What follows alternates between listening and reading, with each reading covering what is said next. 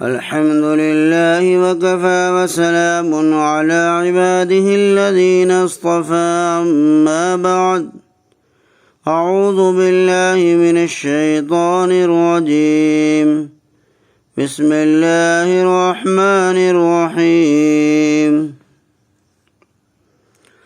وقالوا اتخذ الله ولدا سبحانه بل له ما في السماوات والأرض كل له قانتون بديع السماوات والأرض وإذا قضى أمرا فإنما يقول له كن فيكون۔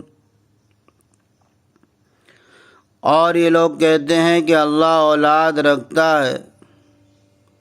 اللہ کی ذات ان باتوں سے پاک ہے، بلکہ زمین و آسمان میں جو کچھ ہے وہ انہی کی ملکیت ہے، سب کے سب انہی کے فرما بردار ہیں۔ وہ آسمانوں اور زمین کو وجود بخشنے والے ہیں، اور اللہ جب کسی کام کا فیصلہ کرتے ہیں تو صرف اتنا فرماتے ہیں کہ ہو جا، اور وہ ہو جاتا ہے۔ محترم سامعین، ان آیات میں اللہ تعالیٰ نے یہود و نصارہ اور مشرکین کے غلط عقیدے کا رد کیا ہے۔ فرمایا وَقَالُوا اتَّخَذَ اللَّهُ وَلَدًا سُبْحَانَهُ، اور وہ کہتے ہیں کہ اللہ اولاد رکھتا ہے۔ بعض یہودی حضرت عزیر علیہ السلام کو خدا کا بیٹا کہتے تھے، اسی طرح عیسائی یعنی نصارہ حضرت عیسیٰ علیہ السلام کو ابن اللہ یعنی خدا کا بیٹا کہتے، اور مشرکین عرب فرشتوں کو خدا کی بیٹیاں قرار دیتے، جیسے کہ قرآن کریم کی آیات میں ان کا تذکرہ کیا گیا ہے۔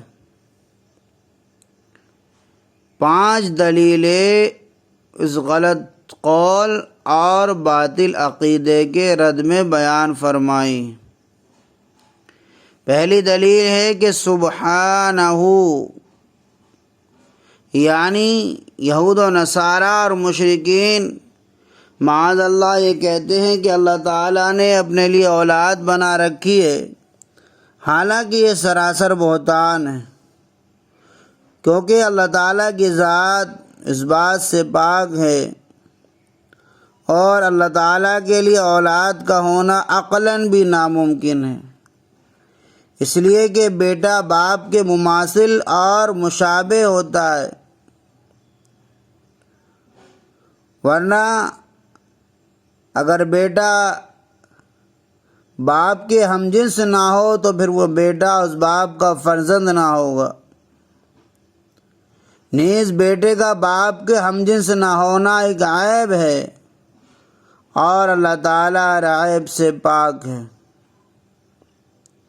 دوسری دلیل فرمائی بل لہ ما فی السماوات والارض، یعنی اس کے لیے کوئی اولاد نہیں بلکہ آسمان و زمین کی تمام چیزیں اسی کی مملوک ہیں، یعنی کائنات کا وہی مالک ہے، اور جب وہ مالک اور خالق ٹھہرا تو والد اور ولد کا تعلق کس طرح ہو سکتا ہے؟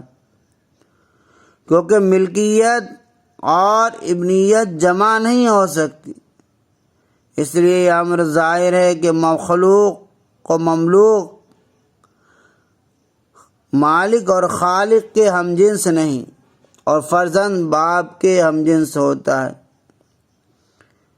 تیسری دلیل کل لہ قانتون، یعنی آسمان و زمین کے رہنے والے تمام کے تمام، جن میں فرشتے، جنات اور انسان سب ہی شامل ہیں، اور جن میں حضرت عزیر اور حضرت مسیح بھی داخل ہے، سب اللہ کے مطیع اور فرما بردار ہیں۔ بعض برضا و رغبت جیسے فرشتے اور انبیاء کرام اور مؤمنین صالحین، اور بعض جبرن و قہرن جیسے شیاطین الانس والجن اور کفار و فجار۔ کسی کی مجال نہیں کہ کوئی اس کے ارادے اور مشیت کو ٹال سکے اور اس کے حکم سے سرتابی کر سکے، اور کافر و فاجر ظاہراً حق تعالیٰ کی معصیت نافرمانی کرتے ہیں، وہ تکوینی اور باطنی طور پر اللہ ہی کی دی ہوئی قدرت سے کرتے ہیں۔ اللہ تعالیٰ نے کسی حکمت و مصلحت سے ان کو معصیت کی قدرت دی ہے، ورنہ اگر وہ قدرت نہ دیتا تو کوئی معصیت نہ کر سکتا۔ غرض یہ کہ تمام موجودات اسی کے قبضے و تصرف میں ہے، جس کو چاہے مارے، جس کو چاہے جلا دے، کوئی اس کے تصرف سے باہر نہیں نکل سکتا، اور جس کی یہ شان ہو اس کا کوئی ہم جنس اور مماثل نہیں ہو سکتا۔ سے معلوم ہوا کہ وہ وحدہ لا شریک ہے، نہ اس کی نظیر ہے، نہ شبیہ ہے، نہ مثل ہے، نہ مانند ہے۔ چوتھی دلیل بیان فرمائی، بدیع السماوات والارض، یعنی اللہ تعالیٰ نے تمام عالم کو عدم سے وجود کا جامہ پہنایا۔ کوئی مادہ اور صورت پہلے سے موجود نہ تھا، بغیر کسی تشبیہ اور تمثیل کے محض اپنی قدرت سے تمام کائنات کو پردہ عدم سے وجود میں لایا۔ تو جس کی قدرت اتنی عظیم اور عجیب ہو، اس کو کسی معاون و مددگار جس میں اولاد بھی داخل ہے کیا ضرورت ہے؟ پانچویں دلیل یہ فرمائی، وَإِذَا قَضَىٰ أَمْرًا فَإِنَّمَا يَقُولُ لَهُ كُن فَيَكُونُ، یعنی اللہ تعالیٰ کو کائنات کی تخلیق اور ایجاد میں اسباب اور وسائل کی ضرورت نہیں، صرف اس کا حکم اور اشارہ کافی ہے۔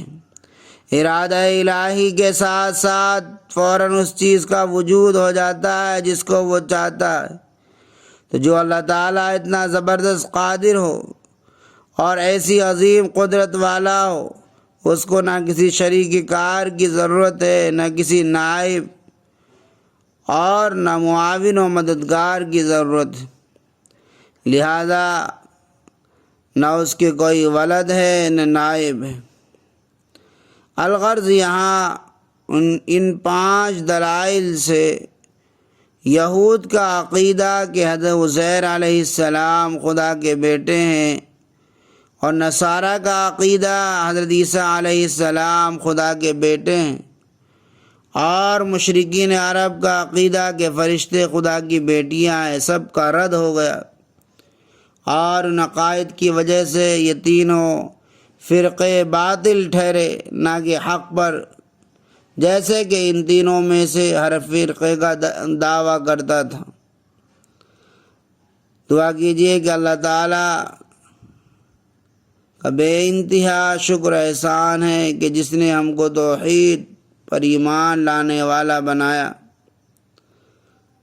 اللہ تعالیٰ ہر حال میں ہم کو صحیح اسلامی اور ایمانی عقائد پر قائم رکھے، اور اپنی ذات عالی اور قدرت کا یقین کامل نصیب فرمائے، اور ہر طرح کے کفر و شرک اور گمراہی کی باتوں سے ہماری حفاظت فرمائے۔ آمین۔ وآخر دعوانا ان الحمد للہ رب العالمین۔